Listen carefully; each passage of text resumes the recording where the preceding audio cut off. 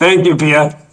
Indeed, sir. I'd like to, in fact, and you've spoken about big ticket items, and another big ticket item that Trump has emphasized upon is the IMEC. And I'd like to rope in Major General P.K. Sehgal on this. Trump has, in fact, stated that he's looking at an increased collaboration as far as the India, Middle East, Europe economic corridor is concerned. He's also described it as one of the greatest trade routes. He stated that the corridor will connect India to Israel, Italy and onward to the United States, enhancing trade and infrastructure. And what's interesting is that these statements come right after the IMEC also took center stage during the Modi-Macron meet in France. They had, of course, highlighted the fact that the IMEC was in fact the brainchild in fact during the G20 summit in Delhi in September 2023. But since then, we've of course seen the project on hold due to the war in Middle East. Now, of course, with the ceasefire on and with Trump's attempts to play peace broker, what can we expect next? Can we expect this project to finally take off? IMEC is one of the most important projects. It's a counter to China's BRI. China's been non-transparent. Here everybody will be, it is totally transparent. Everybody will be a gainer. Everybody will be a shareholder of this. And it's a it will have a huge impact on China. As far as India is concerned, India will gain phenomenally by, it's a 4,500 kilometer long corridor where you have ships, you have rail lines, you have road, and then you have again ships, etc. We will get access to Middle East as well as Europe, and thereafter on to America. Our freight rates would come down by almost about 25 to 40%, depending on whether it's the Middle East or it's Europe.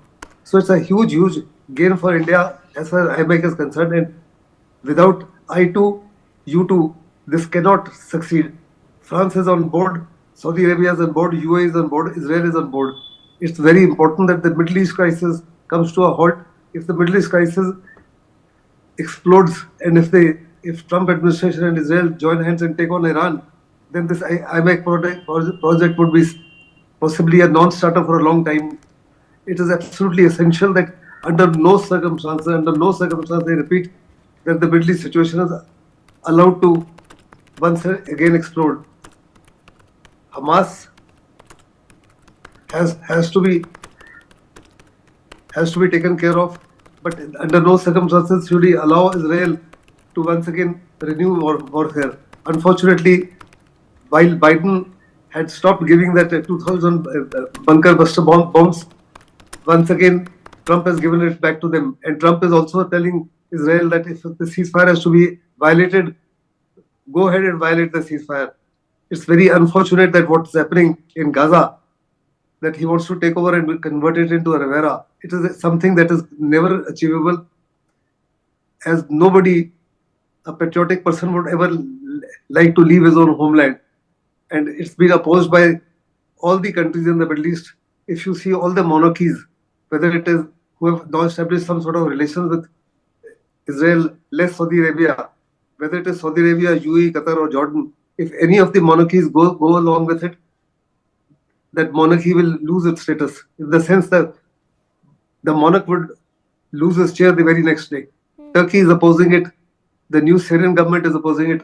OIC is opposing it. GCC is opposing it. However, Trump continues to sell this idea, and I don't think it is sellable at all. He told Jordan the other day, Jordan said at very best they will take 2,000 children who medically unfit, etc., and they will look after them. He is also talking to Saudi Arabia, saying that there's a huge vacant area in Saudi Arabia that they should take in. There's no question of Saudi Arabia accepting. He's also been speaking to the president of Egypt. There is absolutely no way that any country would agree to this. Even the United Nations will not agree to it. As far as India is concerned, there is absolutely no question of India agreeing to it, or India being in line as far as this is concerned. India has always been saying a two-state solution is the one that would be eventually lead to peace and tranquility in the Middle East. If Trump gets hold of Gaza, he will also allow Israel to get hold of West Bank. Even in his first term, he said West Bank should belong biblically to Israel, and he's totally supportive of that.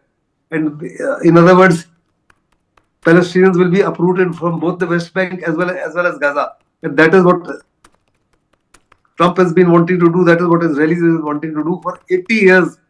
For 80 years, America has tried to remove Palestinians from Gaza. Similarly, Israel has done it. For 80 years, they failed to do so.